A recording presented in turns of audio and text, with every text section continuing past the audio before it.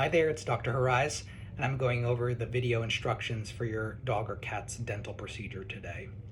During your dog or cat's dental procedure, we went ahead and did a pre-visit examination, placed an intravenous catheter to deliver IV medication and fluids, and then induced anesthesia. Once under anesthesia, we went ahead and attached your pet to monitoring equipment to monitor heart rate, respiratory rate, blood pressure, and carbon dioxide output. A technician went ahead and scaled the teeth with an ultrasonic scaler while under anesthesia, charted the mouth, and then took x-rays of the teeth below and above the gum line. I went ahead and reviewed those x-rays and determined if the teeth were healthy and no oral pathology was noted. And then at the conclusion of the dental procedure, we did some laser therapy afterwards. Generally speaking, for dogs or cats where a dental procedure was done and no extractions were necessary, the recovery is pretty unremarkable. You may notice perhaps a little bit of sensitivity afterwards. It is not uncommon for them to be a little bit ginger when they eat. Certainly you can do canned food or boiled rice and chicken for dogs if you'd like. Not necessary though, but certainly if you'd like to, that's perfectly okay. When you get your pet home, as long as they've had a Cerenia injection, you can go ahead and feed them within the first hour or two after getting home. If you didn't get a Cerenia injection, which protects them from nausea and vomiting for 24 hours, we generally wait until probably 8 or 9 o'clock that night to feed them. If your pet received extractions, it just depends on how many extractions were done based on how extensive the treatment is.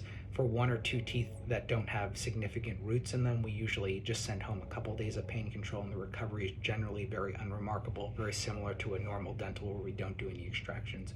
Please give the pain control as directed. The most common pain medicines we would send home would be carprofen or meloxicam in dogs, which are a non-steroidal anti-inflammatory, or meloxicam in cats. Please make sure you give those medications with food, and the time to give them will be on the bottle. If your pet did get extractions, there will be stitches in their mouth along the gum line to assist with healing. The mouth heals generally very quickly, usually within 5 to 10 days, believe it or not.